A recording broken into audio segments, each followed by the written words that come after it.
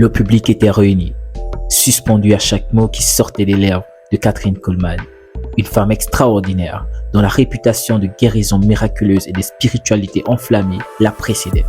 Ce soir-là, alors que les cœurs battaient fort, personne ne se doutait que ce qui allait se dérouler sous les feux de la scène marquerait à jamais l'esprit de leur foi.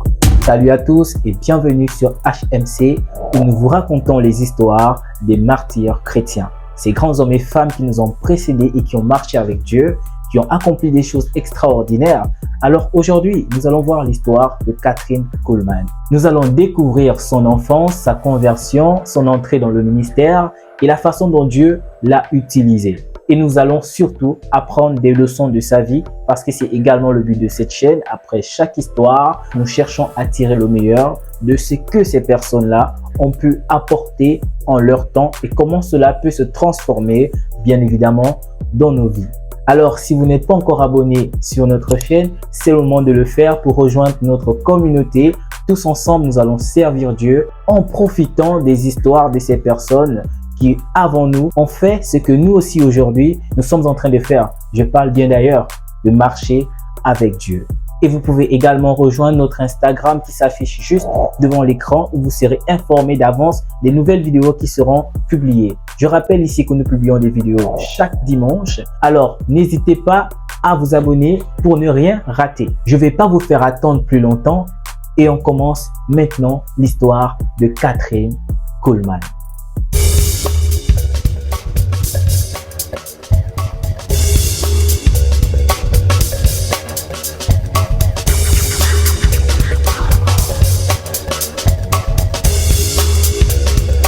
Alors, pour que l'histoire puisse être assez bien comprise, nous allons d'abord vous partager le contexte dans lequel Kathryn Kuhlman est née et la façon dont les choses ont filé dans sa vie. On se retrouve tout à l'heure. Kathryn Kuhlman a grandi dans une période marquée par des changements sociaux, politiques et religieux aux États-Unis. Elle est née en 1907 à une période où le pays était en plein essor économique et industriel, mais aussi confronté à des défis tels que la Grande Dépression et les bouleversements sociaux. Elle est née et elle a été élevée dans une famille méthodiste, ce qui lui a offert une base religieuse solide. Cependant, au fil des années, elle s'est éloignée de l'église méthodiste et a cherché des expériences spirituelles plus profondes et personnelles. Ce qui n'est pas étonnant parce que cette période coïncidait avec l'émergence du pentecôtisme et du mouvement charismatique aux États-Unis où les croyants cherchaient des manifestations directes avec le Saint-Esprit telles que des guérisons divines et les dons spirituels. Alors, ce qu'il faut savoir ici, c'est que l'histoire de Kathryn Kuhlman est assez particulière en ce que Kathryn Kuhlman est une femme. Contrairement à la plupart des personnes qui servent Dieu, ce sont des hommes qui sont mis en avant, qui dirigent le troupeau du Seigneur. Et Kathryn Kuhlman est une exception parmi tant d'autres que Dieu a décidé de choisir et d'utiliser de manière très puissante. C'est pourquoi par la suite, vous allez comprendre que sa vie n'a pas toujours été facile parce que vous êtes la seule femme qui sert Dieu et qui fait des trucs extraordinaires. Et parfois, les hommes qui servent Dieu autour de vous n'arrivent pas à faire les mêmes choses que vous. Donc forcément, elle était assez mal vue par les autres. Aujourd'hui, où la liberté est beaucoup plus accessible, où la démocratie est beaucoup plus approfondie, on a encore des femmes qui ont du mal à s'exposer pour servir le Seigneur parce que beaucoup d'hommes de Dieu condamnent cela. Mais imaginez à l'époque de Kathryn Kuhlman où cela était encore beaucoup plus strict. Je vous laisse seulement imaginer ce qu'elle pouvait ressentir et le fardeau qu'elle portait. Kathryn Kuhlman a également grandi pendant une période où les femmes commençaient à jouer un rôle plus actif dans la société et dans le ministère religieux. Les années qui ont précédé son entrée dans le ministère ont vu l'émergence de femmes prédicatrices et dirigeantes spirituelles, ce qui a probablement influencé sa propre trajectoire. Elle a donc développé sa propre quête spirituelle et sa conviction en la puissance de la guérison divine, ce qui a finalement conduit à son ministère de guérison et de miracles qui a marqué les années à venir. Alors, d'où venait-elle? Qui étaient ses parents? Et comment s'est-elle convertie? Et à quel âge d'ailleurs? De père et de mère allemands, dont Joseph Adolf et Emma Walkenhorst Kuhlman, elle est issue d'une famille de 4 enfants.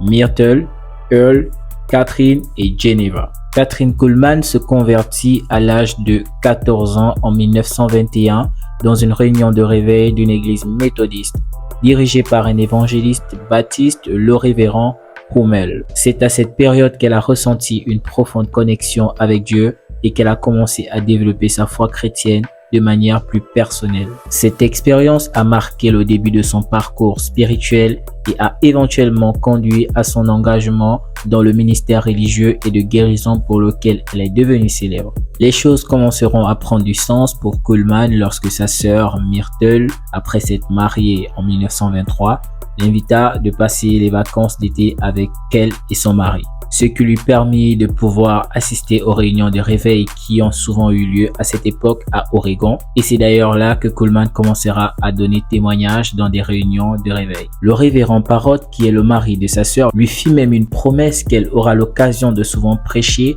lors de ses absences. Promesse qui ne tient finalement pas. Essayez de vous mettre à la place de Kathryn Kuhlman.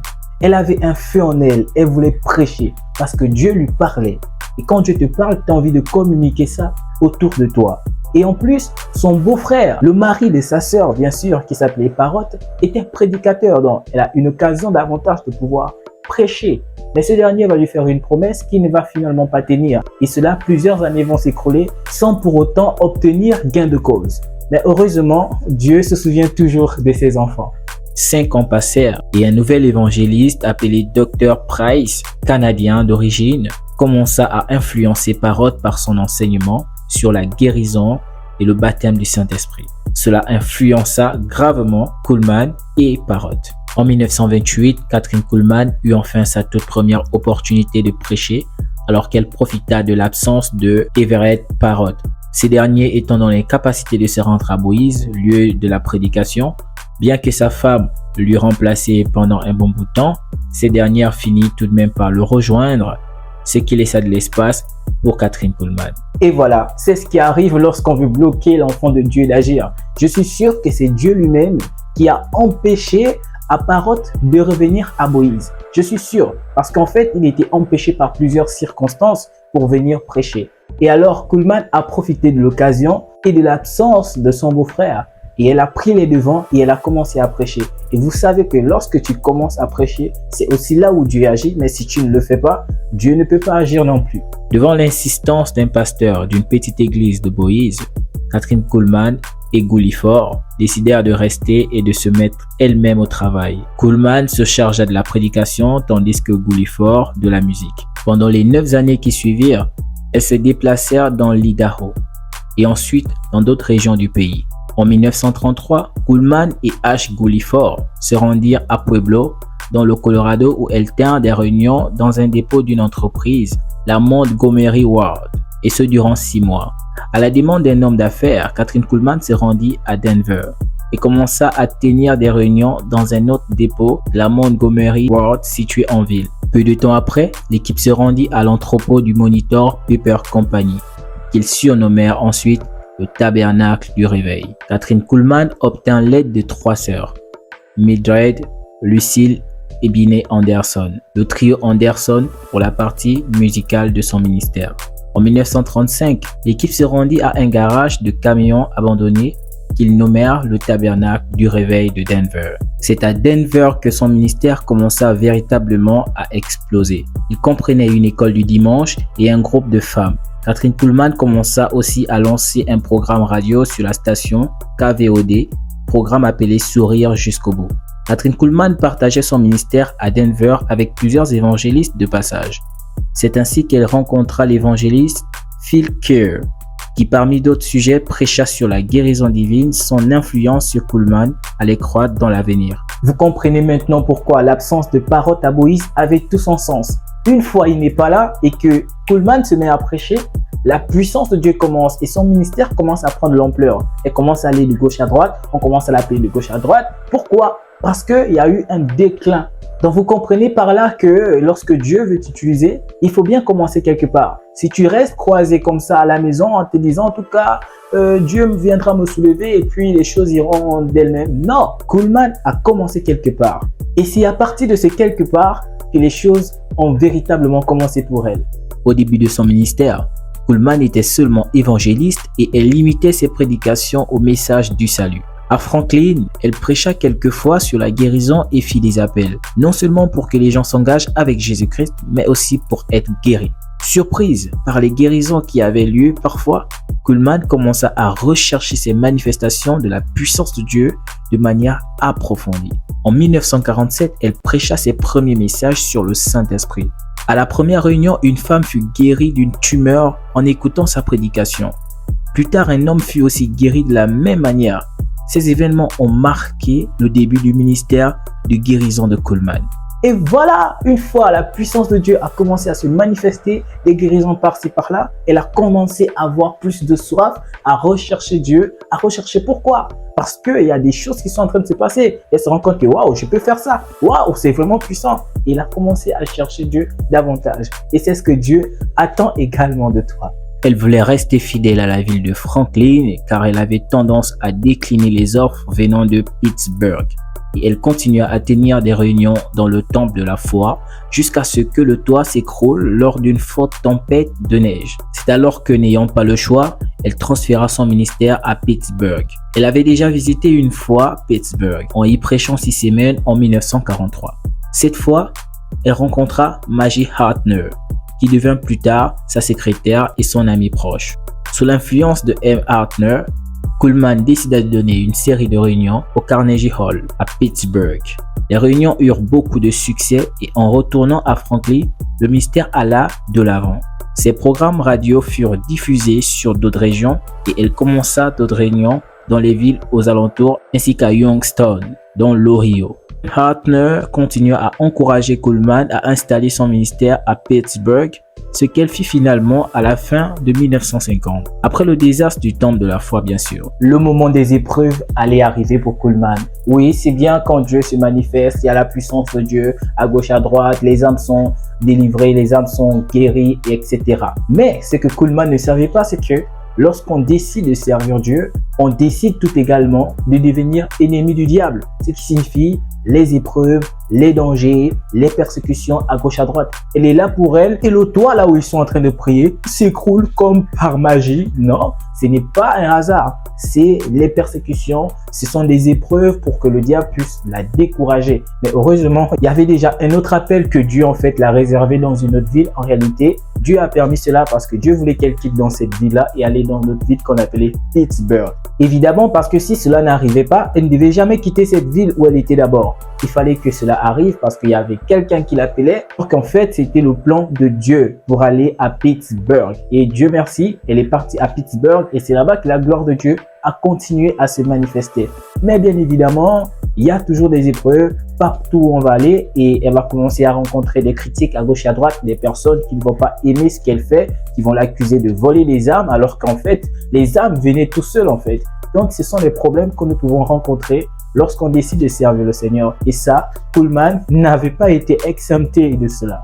Elle installa son bureau à Catlin House et tint régulièrement des réunions au Carnegie jusqu'en 1971. Bien qu'elle fût vivement encouragée à aller à Pittsburgh, qu'elle eût reçu une opinion favorable de la presse et qu'elle eût un ministère béni, elle n'était pas la bienvenue aux yeux de beaucoup. En effet, les pasteurs locaux l'accusèrent de retirer des membres de leur congrégation. Les accusations ne lui nuirent pas du tout, en partie grâce au soutien qu'elle reçut du maire de la ville. Cependant, d'autres conflits se levèrent. Kuhlman fut invité par Rex Humbard chez lui à Akron, dans l'Ohio, pour une série de réunions. Kuhlman accepta et entra sans le savoir sur le territoire du pasteur fondamentaliste Dallas Billington qui mena Kuhlman dans une longue dispute au sujet des guérisons intervenues dans ces réunions et du fait qu'une femme exerce le ministère. Ce conflit inclut même une offre de $5 000 à celui qui prouvait qu'il pourrait guérir au moyen de la prière. En 1965, Kuhlman étendit son ministère jusqu'en Californie. Peu à peu, Kuhlman mit en place un personnel pour l'assister. Jimmy Miller, qui l'accompagnait au piano, et Charles Beebe à l'orgue, était avec elle depuis ses premiers jours à Pittsburgh. Arthur Metcalf devint le responsable de la chorale en 1952 et ce jusqu'à sa mort en 1975. Jimmy McDonald, un responsable vocal, Edina Kartsonakis, un jeune artiste du clavier, appartenait aussi à son équipe musicale et tous les deux travaillaient dans les émissions télévisées de Kuhlman et ses réunions.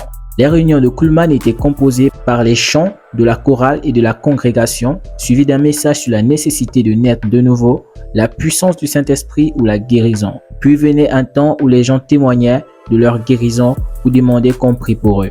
Pendant que Kuhlman priait pour eux et leur imposait les mains, ils pouvaient être immergés dans l'esprit ou se trouver sous la puissance de l'esprit, une expérience que Kuhlman reliait directement à celle de Paul sur le chemin de Damas. Un des assistants de Kuhlman les récupérait pendant qu'ils tombaient sur le sol et la réunion continuait. Kuhlman n'a jamais clamé que ces guérisons venaient d'elle-même, mais elle a toujours attribué les guérisons à Jésus seul. Heureusement qu'elle disait que ces guérisons ne venaient pas d'elle-même, que cela venait de Jésus-Christ seul. C'est Dieu seul qui peut nous permettre de faire de telles choses. Je suis déçu de voir aujourd'hui qu'il y a plusieurs personnes, je n'aimerais citer le nom de personne, mais on sait tous que tout le monde n'est pas vrai. Mais il y a plusieurs personnes qui s'accaparent de la gloire de Dieu et qui s'autoproclament eux-mêmes auteurs des choses qui se passent. Or, dans la Bible, on a bien vu que tous ceux qui ont servi Dieu ont toujours témoigné que c'est Dieu qui agissait et non eux, parce que nous sommes des hommes de la nature charnelle et en réalité, nous n'avons aucune puissance et aucun pouvoir de nous-mêmes. Et Kathryn Kuhlman n'avait pas honte de le dire que cela ne venait pas d'elle, mais de Jésus-Christ seul. La gloire et la puissance qui s'est dégagée sur sa vie étaient telles que, selon certains témoignages et récits, il a été prétendu qu'elle aurait eu des expériences où elle semblait flotter dans les airs lors de ses rassemblements. Ces récits ont suscité l'émerveillement et la fascination de nombreux fidèles qui ont assisté à ces événements. Parmi les personnes qui ont relaté avoir observé Kathryn Kuhlman semblant flotter dans les airs lors de ces rassemblements religieux, certains témoignages proviennent de Benny Hinn, qui était un associé et un disciple de Kuhlman, ainsi que Jamie Buckingham, un auteur et pasteur qui a écrit des livres sur la vie de Kuhlman. Ces individus ont partagé leurs observations et expériences liées au rassemblement de Kuhlman et ses manifestations spirituelles. Certains les considéraient comme des manifestations de la présence divine, tandis que d'autres pourraient les voir sous un angle plus sceptique, attribuant ces observations à des phénomènes psychologiques ou physiologiques. Les sceptiques, ils ne peuvent jamais manquer. Je sais que beaucoup d'entre vous ne croient pas que cela ait pu se passer, mais qu'est-ce que vous voulez? Qu'est-ce que vous pensez? Qu'est-ce qui est impossible à Dieu? Il a dit lui-même que vous pourriez faire des choses plus grandes que moi parce que je m'en vais au Père. C'est écrit. Alors, qu'est-ce que vous pensez? Jésus il a marché sur l'eau, alors il peut permettre à ce que ses disciples puissent également faire des choses extraordinaires. En tout cas, moi je le crois. Le ministère de guérison de Kuhlman et son association avec certains responsables charismatiques ont fait d'elle une des dirigeantes du mouvement charismatique.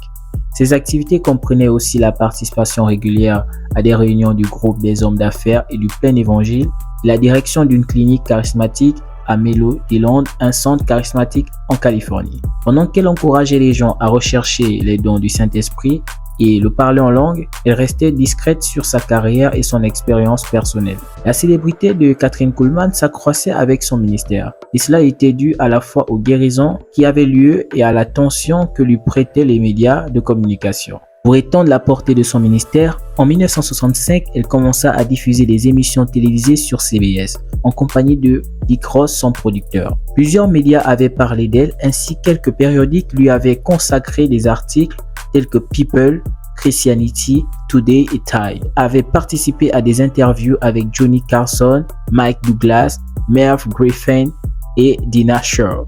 Elle eut aussi l'opportunité de rencontrer des célébrités à la fois dans le milieu artistique et religieux, tels que le pape Paul VI en 1972. Pour une femme de son époque, faire tout ce qu'elle a pu faire et développer les relations qu'elle a pu développer, les contacts et tout le reste, c'est au niveau des célébrités, il fallait avoir quelque chose en plus pour faire tout ça. Vous êtes d'accord avec moi? Et bien évidemment, c'est ce qui reflète particulièrement le ministère de Kathryn Kuhlman, qui était une femme, alors qu'habituellement, ce sont des hommes qui font de telles choses. Comme dans le passé, l'opinion médiatique n'était pas toujours favorable à Kuhlman. En 1974, par exemple, un médecin, William Nolan, écrivit un livre dans lequel il remettait en question les guérisons qui étaient arrivées dans les réunions de Kuhlman.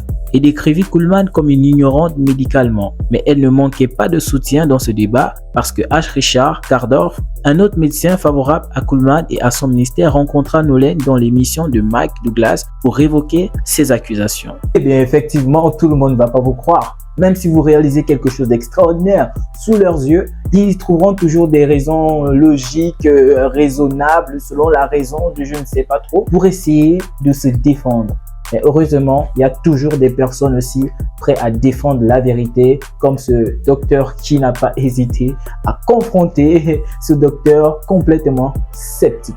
Vers 1955, les problèmes de santé de Kathryn Kuhlman commencèrent à s'aggraver. Elle devint beaucoup plus sévère dans les dernières années de sa vie à cause des tensions d'un emploi du temps trop chargé, particulièrement en 1970 quand elle dut visiter d'autres villes que Los Angeles et Pittsburgh, ce qui contribua à aggraver ses ennuis de santé. C'est en 1975 que sa santé déclina dramatiquement. Elle fut hospitalisée à Tulsa pendant l'été et à Los Angeles vers la fin de la même année. Kuhlman mourut le 20 février 1976 à Tulsa après une opération à cœur ouvert. Sa mort ne fut pas sans agitation de par le fait qu'elle était célèbre et qu'elle avait laissé un testament réécrit en faveur de Dana Barton. Les Wilkerson avaient connu Kuhlman depuis 1972.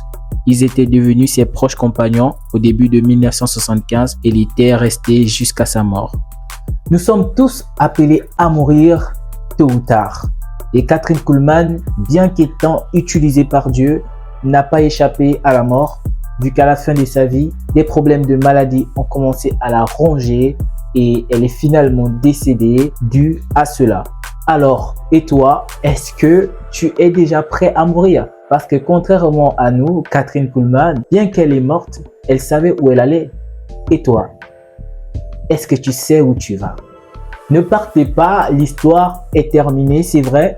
Mais comme nous l'avons dit au début, nous devons tirer des leçons sur chaque histoire que nous relatons. Il faudrait qu'après avoir suivi cette histoire, tu puisses quitter de là avec une leçon qui pourra t'aider dans la suite de ta marche avec Dieu. Cette histoire est tellement intéressante que nous allons pouvoir tirer 5 leçons de cette histoire. Et nous espérons que ces leçons pourront vraiment vous aider à améliorer votre vie. La première leçon à tirer ici de cette histoire de Kathryn Kuhlman est la foi et la conviction personnelle.